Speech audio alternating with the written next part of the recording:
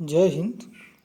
Uttar Pradesh ARO के लिए सैयद वंश और लोदी वंश से संबंधित जितने इम्पोर्टेंट प्रश्न बन सकते हैं, जो कि लेवल GS का जो होता है वैसा लेवल, और जो इस प्रश्न में या इस परीक्षा में जिस तरह का प्रश्न आने वाला है, हम बिल्कुल एकदम वैसा लेवल लेकर आए हैं।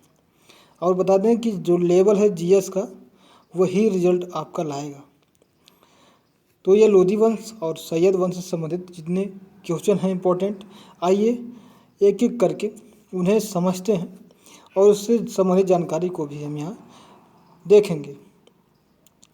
तो ये रहा सैयद डायनेस्टी। यहाँ आप सैयद डायनेस्टी को देख रहे हैं, जो कि यह पूरे जौनपुर के साथ साथ उत्तरी भारत में दिल्ली से लेकर, देखिए यहाँ पे दिल्ली है और यहाँ पे जो है ऊपर लाहौर तक, मुल्तान तक, ये एरिया जो था सैयद डायनेस्टी का हुआ करता था। तो सबसे पहले बात करना चाहेंगे कि खिज्र खान जो था वह दिल्ली पर, यानी जो सैयद वंश है उसका संस्थापक था। और खिज्र खान ने किसको हराया था? जो खिज्र खान था किसको हरा करके गद्दी पर बैठा था? तो यह जो है गयासुद्दीन तुगलक वंश, जो तो गयासुद्दीन संस्थापक था, उसका लास्ट यानी अंतिम जो वंश का शासक था नसीरुद्दीन मोहम्मद, उसको हरा करके खिज्र खान शासक बना था। और उस समय तैमूर लंग था, उसने भारत पर आक्रमण किया था और दिल्ली को अपने कब्जे में कर लिया था, जो कि 1398 में तैमूर लंग का नामक जो आक्रमणकारी था वह नसीरुद्दीन को हराता है और खिज्र खां को यहाँ पे गद्दी पर बैठाता है। बता दें कि जब शासन रहता है अभी किसका, तो तुगलक वंश का ही, तभी खिज्र खां यहाँ का शासक बन चुका होता है। तो जो खिज्र खां था दिल्ली का ही रहने वाला था और कुलीन था। वह फिरोज शाह के शासन में, देखिए नसीरुद्दीन के पहले फिरोज शाह था, फिरोज शाह तुगलक के पहले मोहम्मद बिन तुगलक था और उसके पहले गयासुद्दीन तुगलक था। ठीक है। तो फिरोज शाह तुगलक के शासन में मुल्तान का यह गवर्नर हुआ करता था, मुल्तान का गवर्नर था। साथ में जो है लाहौर का, दीपालपुर का भी यह शासक रह चुका होता है और इसे शासन करने की पूरी जानकारी यह अनुभव कर चुका था। अब तैमूर लंग ने खिज्र खां को यहाँ की गद्दी दे करके खुद तो वापस चला गया, लेकिन तैमूर लंग का जो सेनापति था या उसका पुत्र जो था, उसको खिज्र खां बराबर टैक्स भेजता था। तो तैमूर लंग का सेनापति पुत्र था शाहरुख, उसको बराबर यह टैक्स भेजा करता था। और इसने खिज्र खां ने उपाधि ली थी रैयत आला की। और आगे देखिए कि वहिया बिन सरहिंदी, ठीक है, इसी के डायनेस्टी में रहता था। सैयद डायनेस्टी के ही राज्य में या उसके दरबार में यहिया बिन सरहिंदी, इसकी पुस्तक है तारीख ए मुबारक शाही। और इस तारीख मुबारक शाही में सैयद वंश के बारे में सारी जानकारी हमें मिल जाती है। और उसी किताब के बाद, मतलब उसमें पढ़ने के बाद ही हम जितना आपको क्वेश्चन करा पा रहे हैं, बता पा रहे हैं, ये सब जानकारी उसी में लिखी हुई है। मुबारकनामा नगर की स्थापना जो है किसने की, तो इसने जो है खिज्र खान ने ही करी थी, सैयद वंश का जो संस्थापक था। और इसमें अंतिम जो शासक था अलाउद्दीन आलम शाह, इसका अंतिम शासक जो है अलाउद्दीन आलम शाह था। इसे हम यहाँ पे देख सकते हैं कितने शासक हुए। और देखिए यहाँ पे 1400 से लेकर 1421 यानी 7 साल तक खिज़्र खान सैयद वंश का जो संस्थापक था, शासक था। फिर उसके बाद मुबारक शाह, मोहम्मद शाह, फिर अलाउद्दीन शाह जो आता है और 1451 तक शासन करता है। उसके बाद एक और वंश आता है जो कि सल्तनत काल में ही है, लोधी वंश। लोधी वंश का जो संस्थापक होता है कौन, तो यह बहलोल लोधी। इसको हरा करके अपने सत्ता जो है दिल्ली पर कब्जा लेता है। अब आइए अगले प्रश्न की ओर चलते हैं। और यहाँ पे जो पहला प्रश्न है कि निम्नलिखित सल्तनत शासकों में से कौन अफगान मूल का था। तो देखिए खिलजी वंश जो था ये सभी तुर्की वाले थे, ठीक है। तुगलक वाला भी तुर्की वाला था, ठीक है। और सैयद वंश भी जो है यह इराक की तरफ का था, या भी तुर्की मान सकते हैं। जबकि लोधी जो वंश था यह अफगान मूल का था, यह जो है अफगान मूल का था। और इसी के समय जो है जो सरकी वंश है जिसने जौनपुर की स्थापना करी थी, जिसे भारत का सिराज भी कहते हैं, वह भी अफगान ही हुआ करते थे। और लोधी के सैनिकों में या सेनापतियों में वह हुआ करते थे। तो लोधी वंश है इसकी स्थापना कब होती है, तो यह जो है 1451 से 1526 के बीच रहती है। तुगलक वंश की जो होता है यह 1320 से 1414 तक, ठीक है, 1414 तक होता है। सैयद की जो है 1414 से 1451 तक।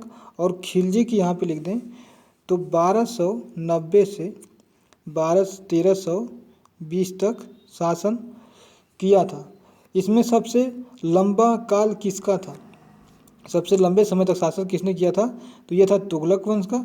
और सबसे कम समय तक शासन करने वाला जो था वह खिलजी वंश का शासक हुआ करता था। अब अगले प्रश्न के लिए देखें तो यहाँ देख सकते हैं कि जो लोधी वंश था यह भी भारत पर शासन किया। तो देखिए इतने बड़े एरिया पर, दिल्ली पर इसने अपना शासन किया, जौनपुर, ग्वालियर और लाहौर तक इसका शासन हुआ करता था बहलोल लोधी का। इस तरीके से अगले प्रश्न की तरफ हम बढ़ें तो यहाँ पे प्रश्न है कि महाराणा सांगा ने इब्राहिम लोधी को किस युद्ध में परास्त किया था। तो ये देखिए यहाँ पे खतौली के युद्ध में जो है महाराणा सांगा ने इब्राहिम लोधी को हरा दिया था। और यह 1518 में होता है, ठीक है। और इब्राहिम लोधी को हराने के बाद जो है महाराणा सांगा फिर चाहता है कि इसे खुद दिल्ली से भी हरा दिया जाए, क्योंकि इब्राहिम लोधी उसके क्षेत्र में जाकर यानी महाराणा सांगा को परास्त करना चाहता था। तो महाराणा इब्राहिम को हराने के लिए इसने ही बाबर को निमंत्रण भेजा था कि भारत में आइए और इब्राहिम लोधी को यहाँ से नष्ट कर दीजिए। तो ये खानवा लिखा है या खनवा लिखा है यहाँ पे, लेकिन एक खानवा होना चाहिए। खानवा का युद्ध जो है 1527 में होता है। और यह बाबर और महाराणा सांगा के बीच होता है, महाराणा सांगा और बाबर के बीच होता है। तो ये सोचे थे कि बाबर जब आएगा तो इब्राहिम लोधी को हरा के खुद वापस चला जाएगा, क्योंकि जितने भी भारत पर आक्रमणकारी आए थे उसे वापस चल जाते थे। लेकिन यहाँ पे बाबर जो है यहीं पर अपनी गद्दी जमा के बैठ गया। और वह खुद राणा सांगा जब इसको दबाव डालने लगे कि नहीं तुम यहाँ से चले जाओ, तो इसके बाद जो है इसने महाराणा सांगा को ही हराने का न्योता दे दिया और उसे खानवा के युद्ध में नस्ने ताबूत कर दिया। अगले प्रश्न को अगर देखें तो यहाँ पे सुल्तान ने एक नगर बसाया था जहाँ अब आगरा है। तो किस सुल्तान ने बताया था, इसमें मोहम्मद बिन तुगलक, बहलोल लोदी, फिरोज शाह तुगलक, सिकंदर लोदी। इसमें से एक जो ऑप्शन है सही है। कौन सा सही है यह हम बताते चलें तो यह होगा सिकंदर लोदी। सिकंदर लोदी जो है यह शासक था। यह जो है यह शासक था कब, तो यह दूसरे नंबर पर लोदी वंश का शासक था और इसने ही आगरा को बसाया था। और आगरा का जो नाम था आज आगरा है, उसे यमुना नदी के किनारे ही इसने बसाया था। देखिए इसमें पहला था बहलोल लोदी, दूसरा सिकंदर लोदी और तीसरा जो है ये इब्राहिम लोदी है। 3 इसमें लोदी हुआ करते थे, ये इब्राहिम लोदी। और इब्राहिम लोदी लास्ट था जो कि 1526 में बाबर से हार गया था। बहलोल लोदी खुद हराया था। किसको हराया था, तो यह जो है अलाउद्दीन आलम शाह को, अंतिम जो शासक था सैयद वंश का अलाउद्दीन आलम शाह को। मोहम्मद बिन तुगलक आप जानते ही हैं, यह सबसे पढ़ा लिखा शासक था और सबसे बुद्धिमान भी था, लेकिन इसको अपने ऊपर लगता है कि घमंड हो चुका था, इसलिए यह किसी की बात मानता नहीं था और अपने मन से यह बहुत सारे काम करता था जो कि बिल्कुल असफल होता था, हर एक क्षेत्र में होता था। इसने जो है नहरों का जाल बनाया और उसमें कई सारे टैक्स वगैरह भी लगाए और साथ में यह जो है कई ऐसे जैसे राजधानी को लेके गया था दौलताबाद, कई सांकेतिक मुद्रा भी चलाया इसने मोहम्मद बिन तुगलक ने। फिरोज शाह तुगलक भी जो है यह जजिया कर लगाया था दोबारा हटाने के बाद भी। और इस समय जो है भारत जो है मतलब कि भारत में सल्तनत काल में बहुत अच्छा चल रहा था। अगला प्रश्न, किसने गुलरुखी उपनाम से अपनी कविताएं रचना करता था, तो इसका ऑप्शन भी यही सिकंदर लोदी है। यह कविता लिखता था गुलरुखी नाम से, गुलरुखी नाम से अपनी कविता लिखता था। तो यहाँ देख सकते हैं फिरोज शाह तुगलक जिसने जजिया कर लगाया, इसे आप यहाँ पे देखेंगे। और बहलोल लोदी, इब्राहिम लोदी के बारे में हमने आपसे जानकारी साझा कर चुका है। तो यहाँ हम देख सकते हैं कि जो सिकंदर लोदी था भूमि को मापने के लिए एक गज ए सिकंदरी नाम का पैमाना भी प्रसिद्ध किया था। और इस गज का जो प्रयोग है बाद में शेरशाह सूरी अकबर के काल में भी अच्छे तौर पर किया गया और इसका अच्छा फ़ायदा भी उठाया गया। सुल्तान सिकंदर लोदी जो था अनाज से ज़कात हटा दिया था, मतलब कि जो अनाज पर संपत्ति कर लगता है, जितना अनाज होता है उसका 1/6 कई शासकों ने लिया, 1/10 लिया। यहाँ तक कि अलाउद्दीन जो है 1/50 भी यानी आधा धन जो है खुद ले लेता था टैक्स के रूप में। लेकिन सिकंदर लोदी ने पूरा संपत्ति कर जो अन्न धान पर निकला बनता था समाप्त कर दिया था। तो इसका मतलब यह है कि सल्तनत काल का जो है समृद्धि का यहाँ पे प्रतीक है, इसे हम मान सकते हैं। अगला प्रश्न जो है, अन्न के ऊपर कर समाप्त करने वाला कौन जाना जाता है, तो यहाँ पे हमने अभी आपसे साझा किया, तो यह है सिकंदर लोदी। सिकंदर लोदी जो है देखिए खिलजी वंश का अलाउद्दीन खिलजी था जिसने कई सारे जैसे बाजार नीति लाया था और घोड़े को दागने की और सैनिकों के हुलिया लिखने की ये सब परंपराएं इसमें साझा किया था।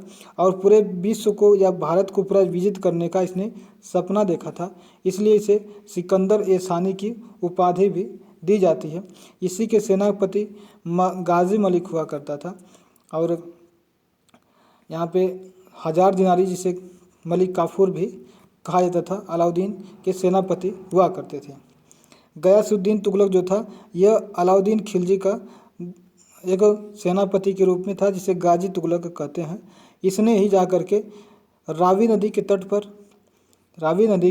तट पर मंगोलों से युद्ध किया था और रावी नदी के तट तक मंगोलों के को जो सीमा था उसको निर्धारण वहाँ पे करवाया था। क्योंकि मंगोल जो है भारत की तरफ बढ़ना चाहते थे और रोकने में गयासुद्दीन तुगलक यानी गाजी और मलिक काफूर कामयाब होते हैं। फिरोज शाह तुगलक की बात अब जानते हैं। तो इस वंश यानी सैयद और लोधी वंश से जितने भी हमने क्वेश्चन बना और जो कि टारगेट प्रश्न से और लेवल वाले प्रश्न से आप इसे देख सकते हैं। और आपका कितना प्रश्न इसमें सही हो पाया आप ज़रूर कमेंट में लिखिएगा और अपना सुझाव भी आपका सादर आमंत्रित रहेगा। आप जैसा सुझाव देते हैं वैसा करने का आगे प्रयास भी करेंगे। जय हिंद माय फ्रेंड्स।